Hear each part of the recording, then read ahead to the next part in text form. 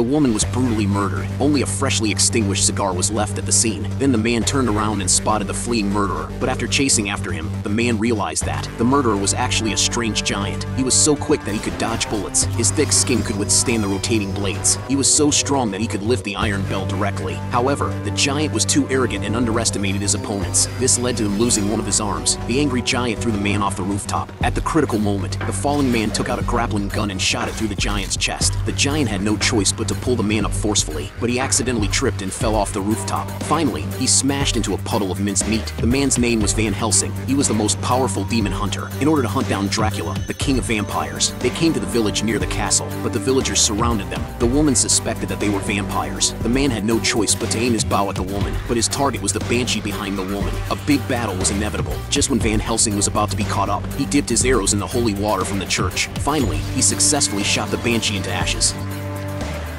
Dracula sensed that his underlings had been killed. He sent werewolves to deal with Van Helsing. However, bullets don't have eyes. The werewolf was killed with one shot. Van Helsing was infected with the werewolf virus due to his injury. When the unaware Dracula approached, the midnight bell rang. Van Helsing gradually transformed into a werewolf form. This scared Dracula so much that he also transformed into a bat form. But under the magic boost of the full moon, Dracula was no match for Van Helsing and finally turned into ashes. At this time, his girlfriend brought the antidote for wolf poison, ready to cure Van Helsing of his curse, but she was killed by the out-of-control werewolf.